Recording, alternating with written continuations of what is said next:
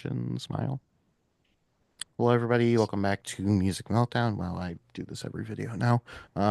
But yes, today we're doing a krautrock band. So, like, four people are going to watch this. We're doing Noi. Um, I didn't know anything about this group going into things. I'd never heard a song. I was like, this is short and I'm kind of interested. So, you guys knew Noi, I think. Patrick, you own three of them. Yes, I'm a big fan of Noi. Um, they're hardly a band per se. Uh they came from other bands. It's really a duo between Klaus Dinger and Michael Rother. And Klaus is the drummer, Michael's the guitarist, but they played multiple instruments. Primarily though, those were their composing instruments. They came out of they're definitely krautrock, electronica, um, and I would say, as crazy as this sounds, proto post punk, if that makes any sense at all. You can hear Joy Division, Negative Land, a song of theirs, inspired the name of a band. They had a huge influence on Bowie, but they came out of the Connie Plank group, where he produced big krautrock artists such as Cluster, Harmonia, and Kraftwerk. So, in fact, I think Michael Rother played in an early version of Kraftwerk, and they were all part of this continuum of experimental, somewhat avant-garde, but certainly early to incorporate things like synthesizers, early analog synths, messing with tape loops, some avant-garde, some straightforward, beautiful melodies. Noi, in particular, had set down a blueprint of that motoric beat, which is 1, 2, 3, 4, 1, 2, 3, 4. It basically sounds like you're driving. Um, in fact, it's a blueprint for Autobahn and beyond for Kraftwerk. Kraftwerk. I love Noi. They are atmospheric, cinematic in a way. They can rock, mostly vocalists, and when they do have vocals, except for one song, they are wordless vocals. So it is, if you're in, certainly if you are familiar with Can, but you might have familiarity with things like Bowie's Berlin period, such as Heroes, Low, not Lodger so much, but certainly Low in particular. Brian Eno didn't just come up with ambient on his own. These groups in particular were big influences on Brian Eno. If you're familiar with Can, there is some overlap here, but there's distinct and stark differences between these bands too. So um, the influence they had is you can hear it. You can hear it all the way through Interpol, and Joy Division, and New Order, and Depeche Mode, Industrial, Nine Inch Nails. I mean, it's pretty considering how on and off this duo was, in terms of being able to even get along long enough to record a whole album. It's amazing what they were able to put out. So yeah, big fan of Noi. That's a brief primer there on the band. I will Rich? say, there's Oh, one sorry. notable band influenced by them that I think that you neglected there. I think Okay. they were hugely influential on Sigur Rós. They were highly influential, I think there. Yes, I can see that. Hmm. All right. That's all. Rich, you can say whatever you need to about Noi now. Okay. Yeah, very good, Patrick. So I got into krautrock in the early 2000s. I was actively seeking cooler underground kind of music. I was in my early 30s, stuff like Can, Faust, Amon 2, Kraftwerk. Around that time, I also picked up the recently re-released debut Noi album on Astral Works. I never picked up any of the other ones, although I'm pretty sure I heard Noi 2 and Noi 75 at some point. Not exactly sure how. Could have been at a listening station. I used to haunt those places at record stores. Um, I think they were a cool band, and I really dig experimental and avant-garde type stuff, so this is right up my alley. Nice, nice. Well, Cool. Excellent. all right. Well, Patrick, you're the Noi guy here. You know this band inside and out, it appears. You want to go ahead and kick this off? I will, but you didn't say anything about your either experience, no experience, and or what you thought generally Because I know as you nothing. dove into the catalog. Oh yeah. I'm completely blind and I'm gonna keep it that way until we get to talking. Okay. All right. Let's do it then. Um, my bottom of the list, I think it's probably going to be everybody's bottom, but who knows? It's Noi 4 or Noi 86. This was forced.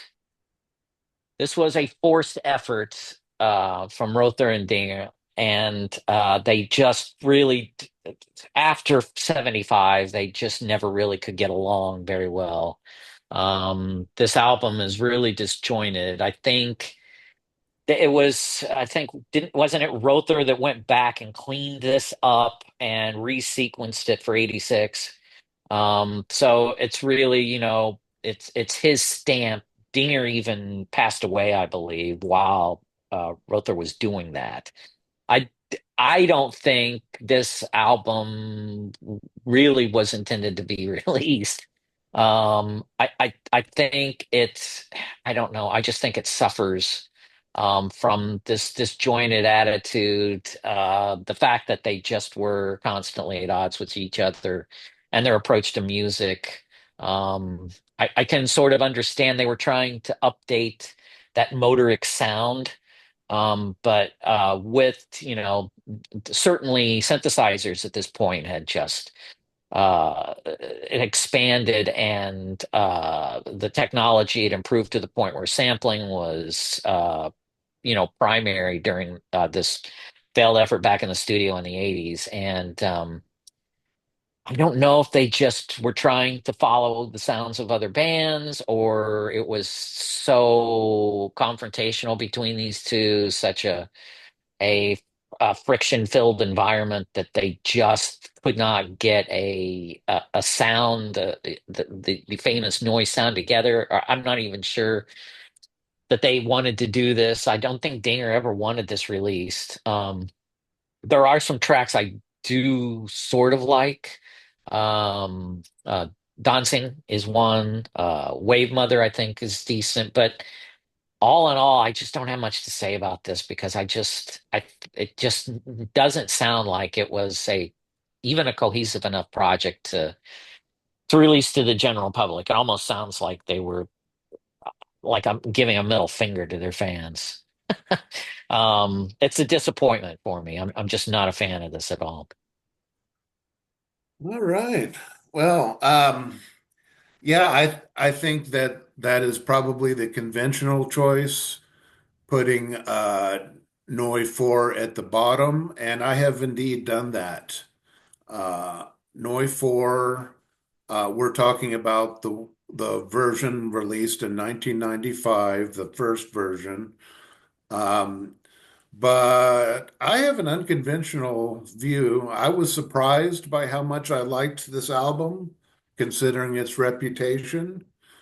These are the leftover tracks of an abandoned album by main members Michael Rother and Klaus Dinger when they got together to make something happen in late 1985. 10 years later, Dinger released the album without Rother's knowledge or approval, and Rother has subsequently dismissed this release. However, he did rearrange, remaster, and remix this material into a more official release called Noi 86. So, of course, we're counting the original release, which we were able to track down on YouTube. Noi 4 starts off with what sounds like classical music from the ether, very atmospheric and heavenly, like drifting through clouds. Then we get Crazy, a fun guitar-based rocker with a classic Noi motoric beat. After that, we get a track called The Flying Dutchman, which is loaded with atmospheric sounds. The trippy atmospheric elements of this album do remind me of Faust. There's lots of good Mm. synth and drum work here, lots of interesting processed sounds. This might be their most new wave or rock-oriented album. Um, One criticism you could say is that they lost some of the originality that they had early on to some degree. Um, but I actually might rate this even higher than last place if it wasn't for this one particular track I can't stand. It's the one that plays German commercials. Um, I know it's in German, but I know they're fucking commercials. Yeah. I suppose there's some sort of subversive pop art motivation for including this track. They were really into pop art, but I hate commercials, and the track is even worse than that, as it is just someone changing radio stations continuously. Because of this annoyance, I am putting Noi 4 at the bottom, but I'm still giving it 3.75 stars since I dig everything else here. And here's an even more radical opinion. If we were reviewing Noi 86, the refurbishment of this material, I might put it all the way at the top. I mean, I do I, like 86. I listened to 86 and I do like it better. I yeah, totally agree. it's I like it. bubbly, it's bouncy, it's Yeah. shimmery. It's just Yeah. a lot of Yeah. fun. It's got some avant-garde type trippy stuff that I love. Um, I can understand somebody turning their nose up at that opinion and blah blah blah. But I'm just telling you how I feel. I think that material is just fun. Yeah, So, no, I would give 86 like 4 stars. It would be much higher up. oh yeah, Absolutely for okay, me. cool, yeah, Yeah, just a big disappointment in four. I don't think it should have ever been released. yeah. Yeah. It was greatly improved upon. Yeah. All right. Well, I guess I'll have to do it. I was hoping Rich could have followed me at least, but it is what it is. I don't have Noi 4 at the bottom. I apologize. I do, however, have the debut. I wanted to like this record. I think it's a full embrace of like completely ambient works. I think it has these very ugly and interesting sounds. However, I just personally feel a lot of them aren't delivered in ways that truly engage or excite the listener. I feel like how a lot of people describe Vaughn by Sigur Rós, how I mentioned before, is sort of how I feel with this. It's really spacey, really ambient, but not in a way that I find to be personally engaging or riveting. I just prefer later on.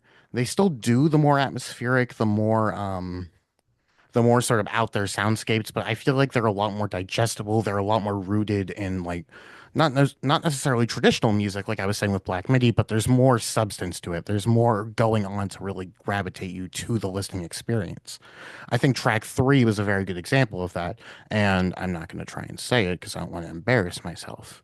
And I don't know. I really did want to genuinely enjoy this record. I think it's really interesting. I think it's got a lot of cool things going for it. I just don't think it all comes together to make a fully great listening experience. However, was not exactly sober when I heard this, so that could have something to do with it. I have it at 3 stars. I think it's very unique, but it's not one that I'm personally dying to return to. So at the bottom, I have the debut Noi. Okay. I would think that being non-sober would have improved your experience with listening to The it. clanging But was too much. The pots and pans, I couldn't do it. um, okay. I'm not going to talk about this one yet. But since they don't have a lot, we're going to talk about it soon. My number three, and these, Noi 2, and Noi 75. I find these hard to rank because I love them all. But I will put Noi 2 here at my number three. It continues on from the debut, and a lot went wrong with recording this album, but they pull it off. They do a great job pulling it off. And they do some crazy stuff on this album. I would say that here it's not as ambient, it's more rock oriented, it's more song oriented, barely. It's still highly environmental, atmospheric, cinematic. Um, However, there is more experimentation on this album than the debut. There's even a needle drop and running a past noise song on a turntable at 45 RPM instead of 33 RPM. They halfway through this album, they were buying a lot of expensive analog synths and guitars, effects pedals, as well as studio gear that broke them. And the record label would not give them any more money. So they started screwing around in the studio at the console, speeding up, slowing down tapes, um, sort of to the point where it almost becomes a brand new song. Uh, these guys, not only I think Sigur Rós is a good band melody to as an analog or as a clear influence. But these guys were also like lo-fi, hypnagogic. My God, I even hear like, Cindy Lee in here. They're all over the map again, especially with their influence. However, the first track, Forever for Immer, it starts that motor beat, and it just comes in with the most beautiful melody on guitar. Rother is great here. He's got his effects, he's got the effects turned up. He's got the reverb up. He's letting feedback and sustain guide him through this track. Beautiful melody on here. I really like this song. From there, it continues on in a similar vein until we get to Lilac Angel, which is Lila Ingel. And this is really, it's hard to call as hard rock, but it is definitely rock oriented. That has a lot to do with Dinger's vocal here. He's also just pounding this out on the drums. Rother's guitar is blazing in here. Sounds great. He's using some fantastic flanging effects on his guitar, and I love the way this sounds. This is it's almost prog-like, certainly Crimson-ish in a way. It's a standout track, I think, on this album. Um, After this, they start playing around with tape effects. Super Noishni 78 and Super 16 are previously released tracks from Noi, played back at all these different types of speeds. The song Cassetto sounds like a cassette tape being eaten by the machine itself. Uh, you've got warbling, you've got that fantastic stretch tape feel.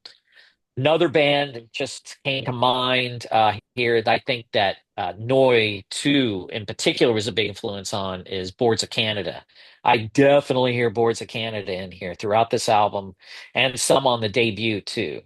Especially the sounds of children. Uh, there's from the debut, there's Children in a Rowboat, and it's great on headphones. Here, there's also children sampling of children talking and playing, and you can hear Boards of Canada, the stretch tape effect. Definitely big influence on like Warp artists. Even I can even hear Aphex Twin in here. Uh, it's amazing. These guys were, I mean, they were way ahead of their time in certain areas, just like Kraftwerk and Can and Cluster. We get back to finally some straight ahead Noi and Super. Love that closing track on here, and then you know it. I give this 4.5 stars. I think it's almost great. I could, the tape effects and, I don't want, I wouldn't, I don't ever skip them. I listen to them. I like them. I think it's funny. There's some humor involved here, but there's also classic Noi in here as well. And they are this is a transition towards a more rock oriented approach, I think, that comes up on Noi 75. So there's like classic Noi in here. There is very experimental avant-garde Noi. There is messing around in the studio with tape effects Noi. And what leads into, I think, some of Noi's best work following this, but this is still great. So Noi 2, 4.5 stars. 0.5. Well, we're in lockstep so far. My number three is also Noi 2. That's from 1973. Noi 2 starts off with one of the band's extended motoric excursions. You can certainly zone out to it, but I find this particular track to be too repetitive and not interesting enough to justify its 11-minute plus length. The track segs into the next one with windy atmospherics and freaky elements, soon joined by an insistent beat, which gradually slows down in tempo until it's barely crawling. Lots of wild experimental ambience all over the first side of this album, but the second side is even crazier. Rother and Dinger ran out of funds midway through the recording of Noi 2, and their little record company wouldn't advance them any money. So they took their recent single and remixed it in crazy ways, speeding up the tape, slowing it down, interfering with the tapes as they were recording. Um, the tape effects are wild, and these are some of the weirdest tracks you'll ever hear. I love weird, and I love tracks where the tempo is manipulated, and they do that all over this album, really. You take Hollow Exentico, sounds like a weird alien transmission that constantly keeps you off balance. Finally, with the last track, we get a really cool motoric number that's a lot of fun. Um, I'm going 4 stars for this. I think it's very good. Seems fair. I'm not crazy. My number three is Noi 4. I'm not gonna go fucking ludicrous or anything, but I do think that this record is kind of unfairly disparaged. For one, it came out nearly 20 years after their prior release, being recorded nearly 10 years after their prior release as well. And it wasn't supposed to release, as Patrick noted before. One of the guys, forget which one, didn't really pay attention to names. I do that often. Didn't want it to release. The other guy wanted Yeah. money though, so it came out in '95 and probably sold Yeah, like 10 copies, I think Dinger was bankrupt and needed the cash, and he's the probably. one that four. And then Rother didn't want it, and then he's the one that ended up cleaning it up. Yeah. Yep. I started at 86. I didn't mind it, but I didn't end up actually finishing the record. Mainly because I was trying to listen to it the day after, and that was too much noise. That was too much for one day for me. But no, I think it's a pretty interesting record. I like how you can clearly tell that they are being heavily inspired by new wave at this point.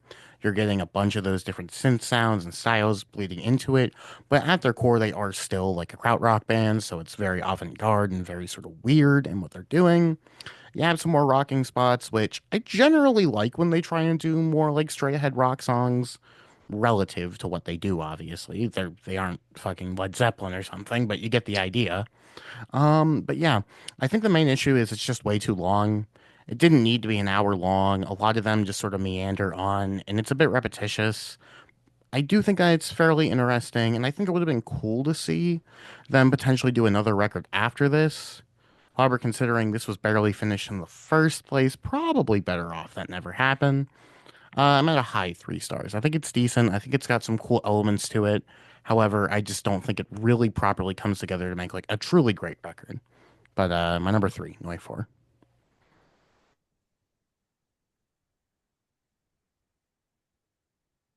Okay, well, here we are, it's top two, and again, I think both of these are five-star albums. I've got their debut at number two, but I love it a whole bunch. I think it's groundbreaking. It's compelling. Um, Two of their absolute best tracks are on this album, Hollow Gallo and Negative Land. They set the blueprint they absolutely set the blueprint on this album for post-punk. Joy Division just rips whole cloth off of Negative Land. And that was at least, we're talking what, 71. So this was, 8 years before Joy Division would record Unknown Pleasures, but they definitely grabbed their sound, and I'm sure Martin Hammett did too, from this album. Uh, Hollow Gallo is the blueprint for the Motoric sound and for Noi. And it sounds like you're driving. I mean, it's a driving song. It's like Golden Earring, right? It's like Radar Love, much earlier than Radar Love, and it's just got that propulsive beat with Rother's guitar and some beautiful melodies underlying a lot of sustain and studio effects, feedback, but he knows how to brilliantly play it. It this even more than Autobahn, and uh, I think Kraftwerk actually ripped a whole bunch off of Hollow Gallo for Autobahn here, a whole bunch. Um, it's not a clone or anything, but this really sets the tempo and the blueprint and just is where all things sprung from. Both krautrock and electronica and just that post-punk sound. The Cure, early Cure comes from here. There's just a whole bunch. It's so influential. Um, we continue on with Sondrigan Bot, I think. I can't pronounce that one, and I took German. That one's just beyond me. But it's great. There's definitely here a aquatic sort of theme. You can hear when we get to M Gluck, you can hear it starts off with what sounds like kids in a rowboat. And they just are, you can hear you can hear the oars in different time on your left and right, especially if you've got headphones in. It's great in your head music. But before we get there, we've got V's and C, and it is again very driving guitar, uh, an ambient soundscape type of song, and it's sort of strange because it's got that industrial clamor that builds up here and it opens up into this slide guitar. Almost sounds a bit country, like country twang in here. It's but it's got so much echo. And it's all building up. You can hear the drone of the palette of the guitar as it starts building up, and then we switch into negative land. And this is one of the best Noi tracks ever. This had a absolute influence on Nine Inch Nails. This is industrial, long before industrial got big. It is just this driving bass with this guitar squall, and it's so enticing. Again, Unknown Pleasures. I mean, their whole sound, Joy Division's whole sound came from here.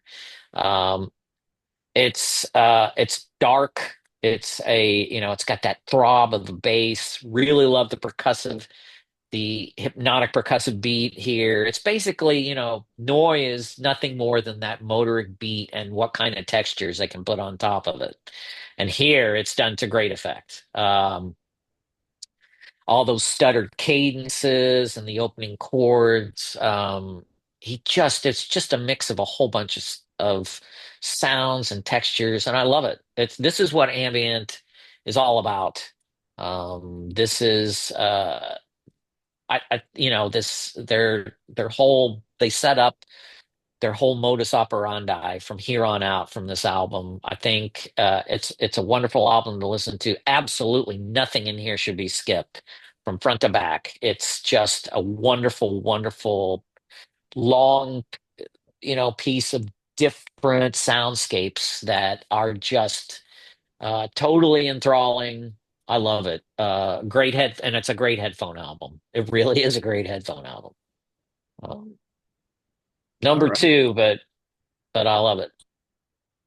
Yeah, yeah. Well, what do you know? Our lists are identical. My the debut was also my number two. This is from 1972. You know what? I think I knew for a long time that the Motoric beat originated from this album, but I think Chat GPT did me a dirty the other day Uh-oh. because they said that the Motoric beat was invented by Yaki Liebetzeit, the drummer Oh for man. Can, Yeah. who may be my favorite drummer. Oh, Um, he's a fantastic drummer. Yeah. yeah, yeah. But for now, let's go with what you're saying. You're pretty confident that this is the beginning of the Motoric beat. Yes. Yeah, I think so. yeah, I think that's pretty much This the was acknowledgement. 72. And This was 72. When did Gosh, I'm well, not even sure there's really Can that have beat. been at it since like 68 or something like that, Right, but 69. they didn't have that motoric sound until later. Like Monster Movie, I don't remember even Well, Monster Movie soundtracks. is 69. Right, right. Do you find that they had that motoric beat then? I don't know if it's identical. Okay, the Motoric beat to me sounds like this. Yeah, yeah, it's four on the it's a sort of four on the floor. Yeah, and so they play the Motoric beat and then do crazy stuff on top of it. Right, right. Um, all right, let me go ahead and get to my notes, and I might repeat some of what you said, Patrick, but it's easier for me to just read it. So Yeah, yeah. here we go. So this is very much an ambient album, an experimental underground album that went on to have a far-reaching influence. It also introduced the world to the motoric beat. Okay, so I say it here, which is just a straight ahead driving rhythm, a groove you can get lost in that works really well while driving. Um, Opening track, Hallo Gallo, one of their most notable. It's got the motoric beat. It's cool, it's enjoyable, but it's also pretty much the same thing for 10 minutes. There is some cool freeform Middle Eastern guitar played over the proceedings, and there's another guitar in there that helps keep the beat. Personally, I find it enjoyable and it doesn't bore me. The second track has a weird atmosphere, like a bug hovering in the air, which is occasionally punctuated with gongs and metallic sounds. The third track has an easygoing groove and reminds me a little bit of the Grateful Dead. It's very drony. Hmm. First song Yeah. on the second side has strange water sounds, and then the sound of someone imitating a bird by whistling, and then back to more water sounds. Then we have the track Negative Land. Yes, that's another motoric groove, but this one is really trippy, beginning with some jackhammer sounds and other wild atmospherics. Soon a cool bass line emerges. In the background, we hear what sounds like a jet perpetually taking off. Really wild stuff. Finally, the last track has some ghostly singing. I can see how these particular vocals might be a turnoff to some, but I feel they just contribute to the strange proceedings on this album. Just another weird thing. And then finally, the water and oars return at the end. Uh, Fascinating and surprising album. It came from humble beginnings and went on to become very influential. And talking with Patrick today, and Patrick getting me all excited about this, I'm feeling I might be underrating this album, but I've got it at 4 stars. Yeah. Well, Those strained vocals, I think that's Dinger singing. It sounds like he can barely get it out. It's Yeah, intentional. I agree. I love it though. It adds to the sound, I think. Yeah. yeah. Lieber I mean, homie. if we Yeah. were rating on influence, it's 5 stars, right? I Oh mean, yeah, it's huge. yeah. Yeah, there's a whole, there's whole musical subgenres and bands that directly brought brought updated their sound, but took it whole cloth from Noi for sure. Yeah. well, if nothing else, I could be wrong, but I believe this is the first time all three of us have agreed on a number one, because that number Yeah. two is Noi 2. Um, I think generally speaking, this is just a bit more of Noi 1 with a slightly different approach on a similar formula. It's not as harsh, it's not as abrasive naturally that I thought the first one was. This one is built more upon repetition and having a bit more natural sounding songs. It just makes listening easier in my opinion. They're a bit shorter, more concise generally, and it lends to an overall more engaging listening experience, as it doesn't just sort of drone on. Mind you, the opener does its best to try, but we'll give it a pass. I do think it's missing something, generally speaking, or I don't know. I don't necessarily need music to be heavily structured or like rooted in like a melody. I gave every fucking Black Midi album 4.5 stars, so it's clear that's not the case. But I just think that there's something here that's not fully letting me resonate with it. It's almost too dissonant at points. It is incredibly captivating. It's interesting, but there isn't anything to keep me engaged, which is the main issue. I do think that this is better. I think that this is a good album, albeit very challenging. I have it at 3.5 stars, but I don't know. They did it at Noi 75. I like that record a lot. Spoiler. But just something about this one isn't fully together and the other ones as well. But I do like this record. I just forgot to write good things about it. So 3.5 stars for Noi 2. Well, this one, yeah, this is more disjointed than the debut for sure. And it's transitional. You can hear where they're going.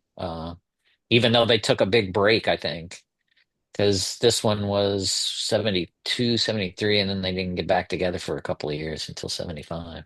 It's stunning what they were able to pull off with Right. almost nothing, no budget. Right, They right. They they lost all they their money. they made something very listenable considering. It's impressive. All right. Well, everybody's favorite Noise 75, number one. It's It is their it's, I mean, I think we'd all agree it's their most accessible. If you wanted to, this would be the gateway album to venture down the Noi hole in, if you want. It is it is a bipolar album too. It is front side ambient, and so the A side's ambient, and the B side is rock. Still, there's some classic Noi in here, still a Motoric, at least the first side anyway. And I think, there's no doubt that that these guys would not continue as a creative duo together after this because of that split uh approach between the two sides here, that they put on, either side of this album. But I have to say, this is some of their most melodic and beautiful work, especially, side A, the ambient album with EC and Sealand and Lebvol. Um, Another, like, you can hear waves and water and the rain. Uh, and Rother's just beautifully expressive guitar, some of the prettiest melodies in here.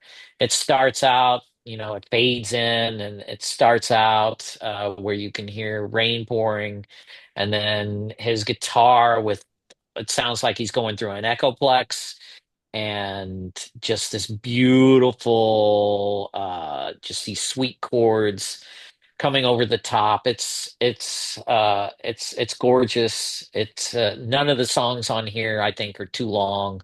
Um, they flow one into another beautifully, and it's definitely as atmospheric to a degree as Noi ever got. Cinematic in a way. It's beautiful. And here we also hear keyboards too, right? There's piano in here, there's synths in here, and they're brought up in the mix. They're much more prominent than they were on Noi's first two albums. And it adds to the color and the texture of their sound. I think it's great. I mean, it's produced beautifully. It's wonderful. And then we flip over to the B side, and Rother is no longer playing here. This is Klaus Dinger's side, and he added his brother and another percussionist to play guitar and piano and organ on this side. And they took a more rock-oriented approach here, beginning with Hero. Hero is probably my favorite. It's probably my favorite Noise song. Love it.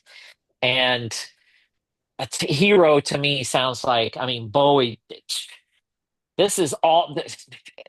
Low is almost a permutation and or a derivative of Hero over and over again. Now, I don't think Bowie, I don't think Bowie ripped the title off on Heroes from Hero. I don't think he took it that literally, but boy, oh boy, did this one have an influence on Bowie's Low and Brian Eno too.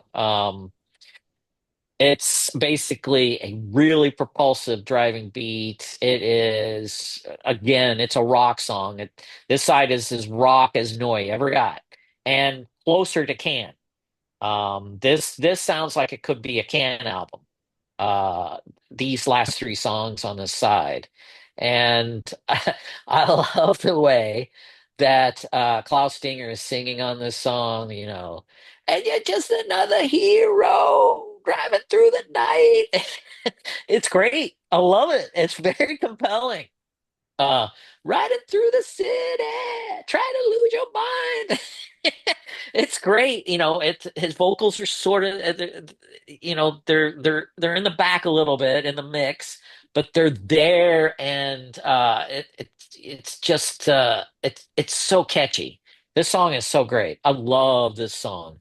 Um, Bowie's sound and vision in particular almost comes from this. Uh, it's got that rock attitude in it. He's singing "fuck the program, fuck the press, fuck the company." We're going driving, baby. And again, it's definitely it's a great driving song. Fantastic driving song. They really knocked it out of the park with Hero. One. It's definitely probably my favorite Noi track anyway. E Music, another rocker, great, impulsive beat, moving forward. Rother gets songwriting credits on this, but boy, this sounds all like Klaus Dinger to me. It's just, I think he finally got his way. It's great bass on this song. After Eight, another really good track. Again, the all three of these songs have a similar feel, similar sound, similar vibe. But I'm gonna let you guys go on about this album too. But sorry, I didn't mean to take up all the time, but I do really. This is a 5-star album. My favorite Noi album. I think it's wonderful. It's great. All right. Yeah. So, Noise 75, the trifecta. Uh, yeah, this is I think pretty obviously their most musically pleasing album. Like Patrick said, it's a tale of two sides. Side one showcases Rother's more ambient inclinations, while Dinger's more rock-oriented predilections occupy side two.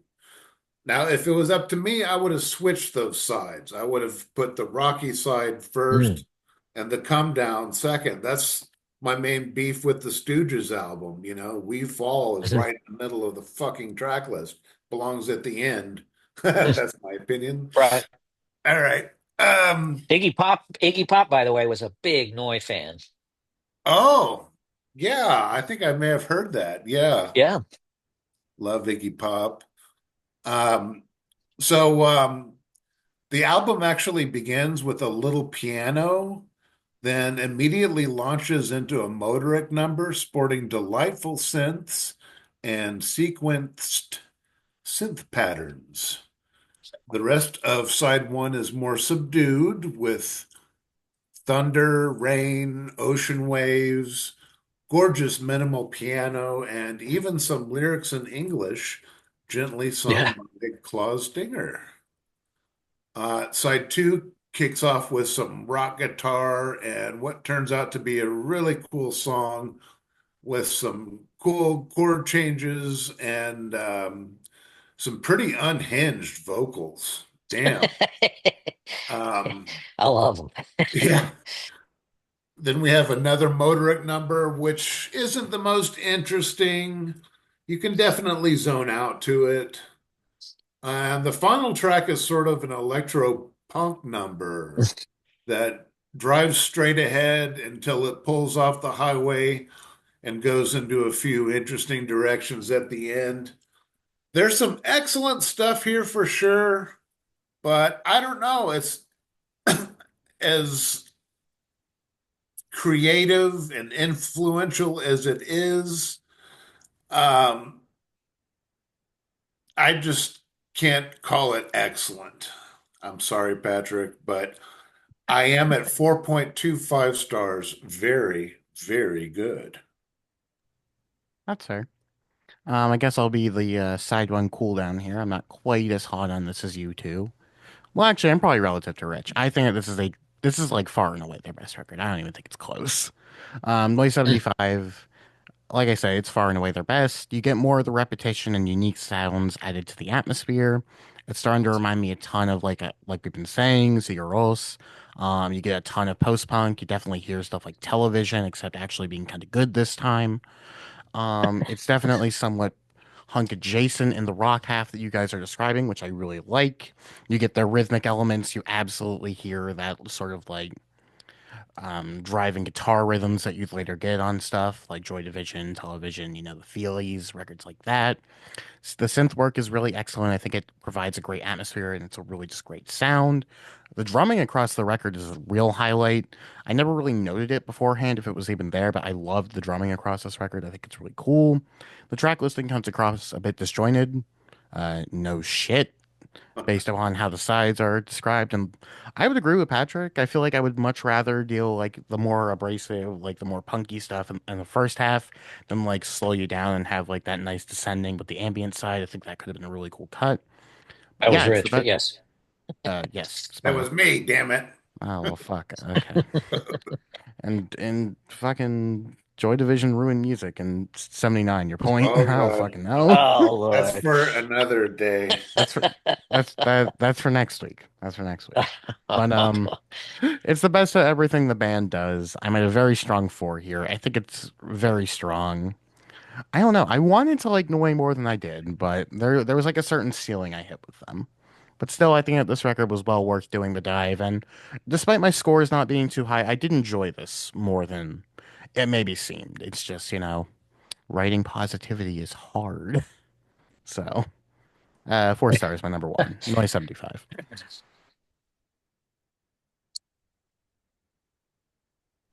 So yeah. Cool beans. Any The only closing other time remarks? I can think of that I had an identical ranking with somebody is Jason.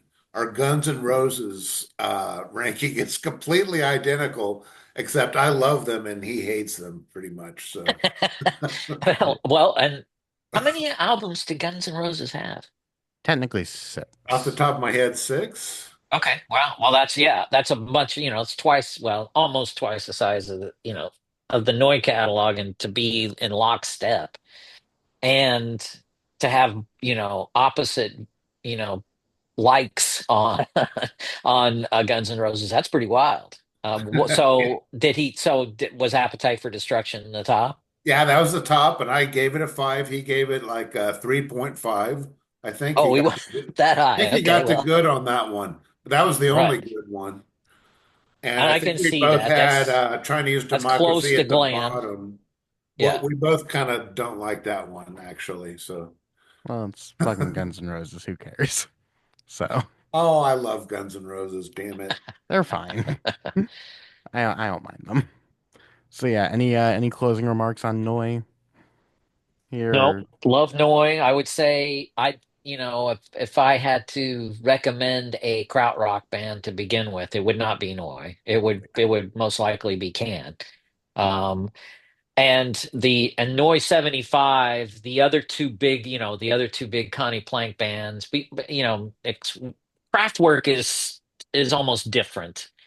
But the first side of Noi, that more ambient side and feel, is very close to Cluster, and the Noi's B side there, Noi 75's B side is much closer to Can. So I think if depending upon what you would like, if you do love the ambient sound, and especially this, as Rich had mentioned, those synth textures, then Cluster is the band that you'd want to dive further down into. And if you like that rock aspect, um, then Can is where you want to go, I think. And I love both those bands too.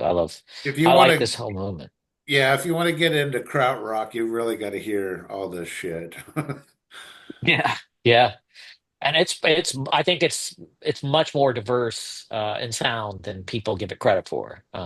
Oh, I think it's very diverse. Absolutely. It's like both sides of Noi 75 are like the beginning of your own start your own adventure picture book or something. Yeah, and